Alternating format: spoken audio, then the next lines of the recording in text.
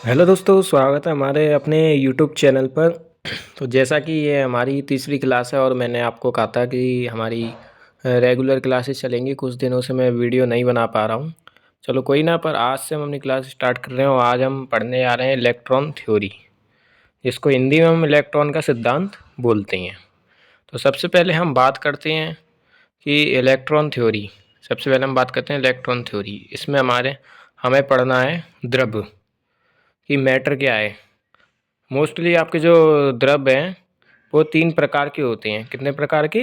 तीन प्रकार के होते हैं, जिसमें आपका पहला होता है ठोस, दूसरा होता है द्रव, तीसरा होता है गैस, चौथा होता है प्लाज्मा और पांचवा होता है बाष्प। तो आपको वैसे तीन ही प्रकार पे ज़रा ध्यान देना है, ठोस द्रव गैस। ये दो मैंने नॉलेज के लिए एक्स्ट्रा इसमें लिख दिए हैं, बाकी आपकी इच्छा है। और मोस्टली हमारे ये तीन ही प्रकार के हैं, तो हम इनको देखते हैं। जैसे कि हमारा जो है ठोस है, जो हमारा ठोस, ये ठोस जो है हमारा, इसका जो आकार होता है वो निश्चित होता है और जो आयतन होता है वो भी इसका निश्चित होता है, जैसे कि लकड़ी।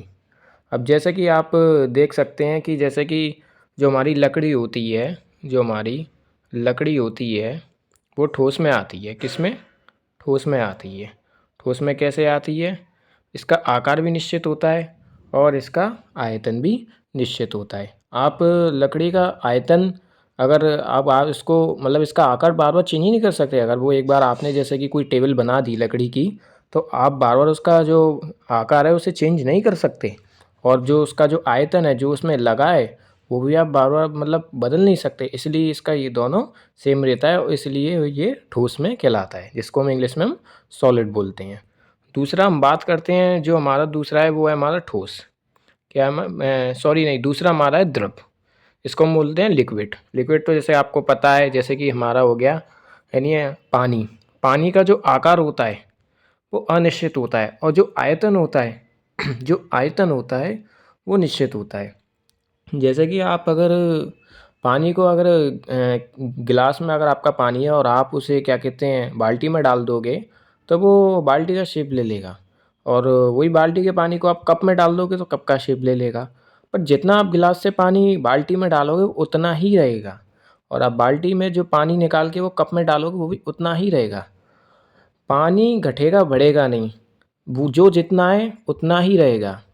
तो वही हमारा आयतन है, वो हमारा चेंज नहीं होगा।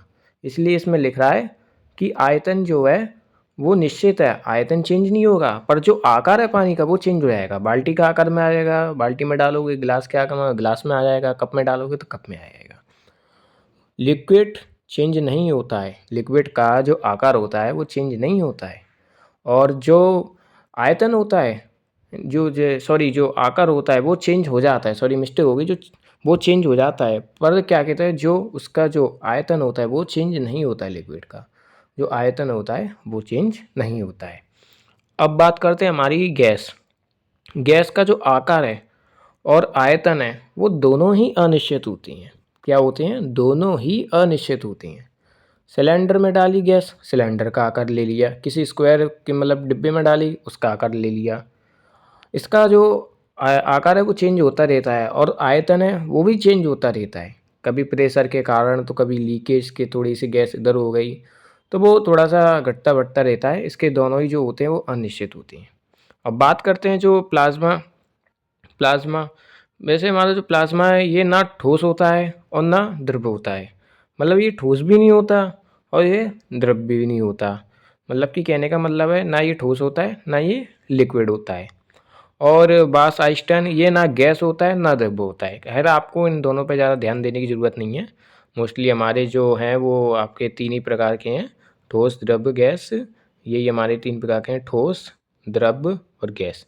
इन्हीं पे आप तीनों पे ज़्यादा ध्यान दीजिए। ये मैंने आपको ठोस के बारे में समझा दिया, द्रव के बारे में मैंने आपको समझा दिया और गैस के बारे में मैंने आपको समझा दिया। अगर आपको कोई दिक्कत हो, डाउट हो, तो आप कमेंट में अवश्य पूछ सकते हैं। अब बात करते हैं अब हमारी, ये तो आपका ख़त्म हो गया टॉपिक। हम नेक्स्ट टॉपिक की बात करते हैं। हमारा नेक्स्ट टॉपिक क्या है? अब नेक्स्ट टॉपिक है हमारा अणु, जिसको हम इंग्लिश में बोलते हैं मॉलिक्यूल्स। तो अणु वो होता है जैसे कि आपका कोई द्रव्य है, कोई द्रव के या कोई आपका मैटर है या कोई भी आपका मतलब ठोस पदार्थ है, कुछ भी ले लीजिए। अगर आप उसके छोटे-छोटे कण को जिसमें पदार्थ के सभी गुण मौजूद हों, लेकिन रासायनिक अभिक्रिया में भाग नहीं लेता हो।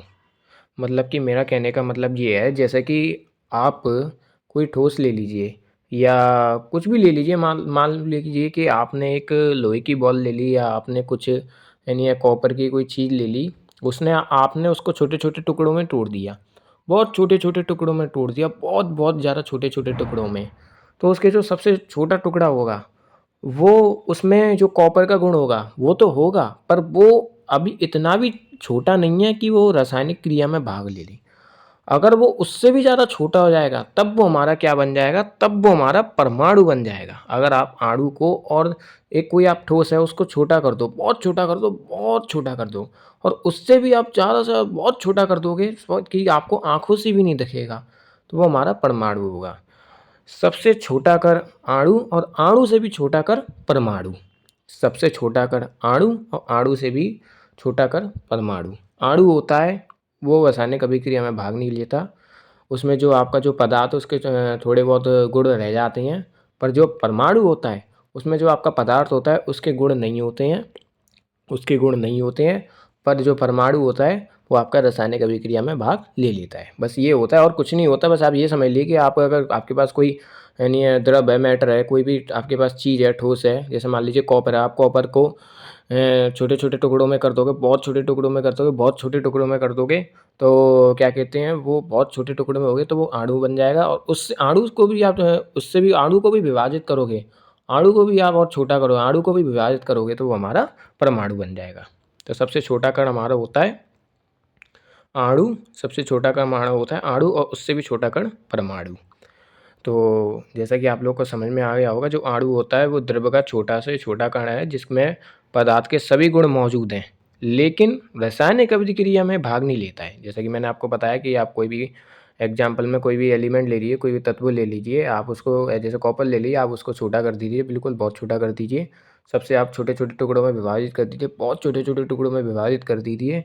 एक वो टुकड़ा ऐसा आएगा जो हमारा अणु कहलाएगा, उसको भी आप विभाजित कर दोगे तो हमारा परमाणु बन जाएगा। पर आपको ये इतने छोटे होंगे कि आपको ये दिखाई ही नहीं देंगे, इतने छोटे होंगे। जैसा कि आप अणु समझ गए होंगे, द्रव का सबसे छोटा कण हमारा अणु कहलाता है। क्या कहलाता है? द्रव का सबसे छोटा कण अणु कहलाता है और अणु से भी जो छोटा कण होता है, अणु से भी जो छोटा कण होता है, अणु से का सूक्ष्मतम कण वो है कि वो हमारा क्या कहलाता है? परमाणु कहलाता है। अणु से भी छोटा कण जो हमारा होता है वो परमाणु कहलाता है। आपको ये चीज़ समझ में आ गई होगी।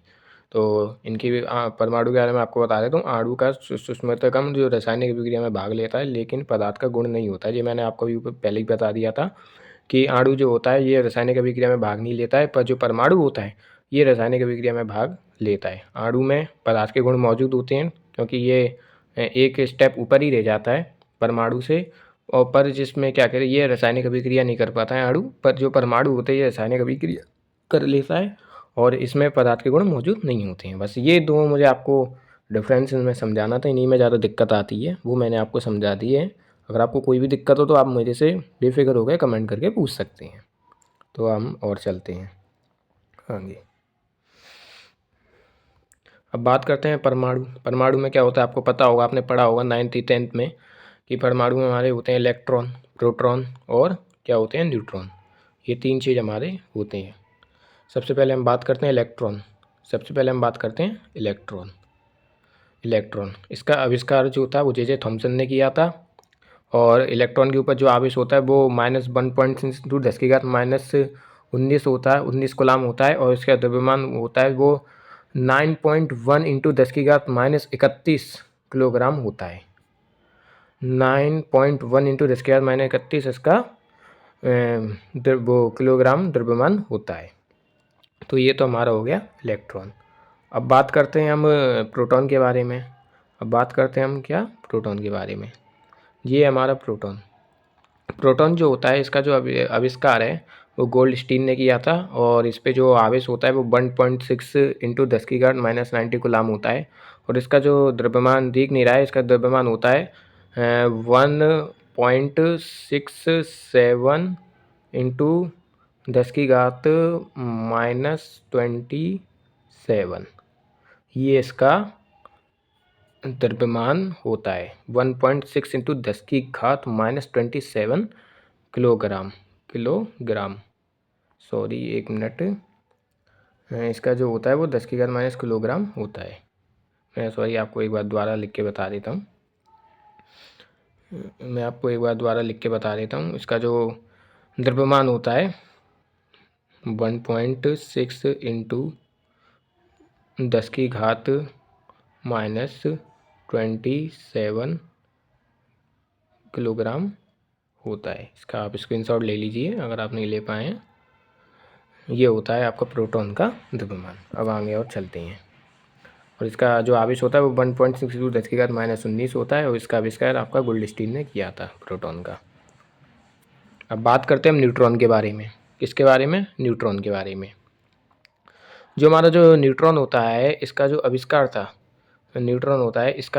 था, वो चाणक्य ने किया था। और इस पे जो आवेश होता है ये शून्य होता है और इसका जो द्रव्यमान होता है वो लगभग प्रोटॉन के बराबर ही होता है। और प्रोटॉन का द्रव्यमान मैंने आपको ऊपर बता दिया था। मतलब कि जो न्यूट्रॉन होता है वो एक तरह से प्रोटॉन के द्रव्यमान के बराबर ही होता है। तो अब आगे बात करते हैं। ये हमारे परमाणु की संरचना कि हमारी परमाणु की किस प्रकार की संरचना है। ये हमारा परमाणु, जैसा कि आप देख सकते हैं परमाणु संरचना। ये हमारा जो इसके जो चारों तरफ है ये हमारी कक्षाएं, इनको हम क्या बोलते हैं? इनको हम कक्षाएं बोलते हैं।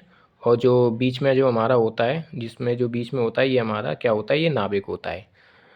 कक्षा में इलेक्ट्रॉन चक्कर लगाते हैं और जो नाभिक होता है जिसमें हमारा क्या होता है?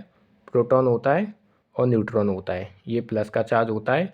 और जो इलेक्ट्रॉन होते हैं जो चारों तरफ चक्कर लगाते हैं उनके पे माइनस का चार्ज होता है। किसका चार्ज होता है? माइनस का चार्ज। थोड़ा सा आपको समझ में नहीं आ रहा होगा, मैं एक बार आपको फिर से समझा देता हूँ। कोई बात नहीं, मैं आपको एक बार फिर से समझा देता हूँ।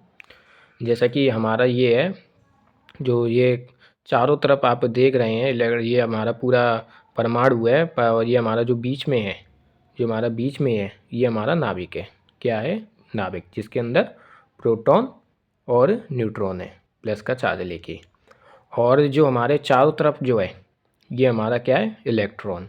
जो चारों तरफ की जो कक्षाएं हैं ये भी हमारी एक कक्षा है। ये दोनों हमारी क्या है? यानी ये हमारी कक्षाएं। इनमें क्या है? इनमें हमारे क्या है? इलेक्ट्रॉन है। क्या? इलेक्ट्रॉन। ये प्लस का प्रोटॉन और न्यूट्रॉन और ये माइनस के इलेक्ट्रॉन। ये प्रोटॉन और न्यूट्रॉन, इलेक्ट्रॉन जो चारों तरफ प्रोटॉन और न्यूट्रॉन के चारों तरफ इलेक्ट्रॉन चक्कर लगा रहा है। ये आप समझ गए होंगे। आगे और देखते हैं।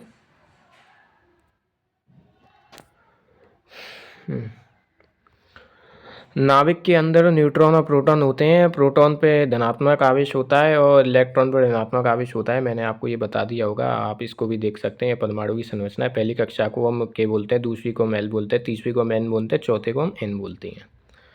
किसी भी कक्ष में उपस्थित इलेक्ट्रॉन की संख्या एक सूत्र द्वारा 2n² द्वारा ज्ञात की जा सकती है। अगर आपको जैसे कि पता करना है कि पहली कक्षा में हम कितने इलेक्ट्रॉन भर सकते हैं तो आप इस सूत्र का प्रयोग करके पता कर सकते हैं। जैसे कि मैं आपको बताऊं, जैसे कि हमारे पास ये सूत्र है। जैसे पहला हमारा कक्ष है के बराबर के, जो पहला हमारा परमाणु का जो कक्ष है उसमें हम निकालना चाहे कितने इलेक्ट्रॉन भर सकते हैं। तो पहला कक्ष पे कितने नंबर पे आ रहा है? पहले नंबर पे आ रहा है। जैसे कि आप ये मैं आपको फॉर्मूला आगे दिखा देता हूँ।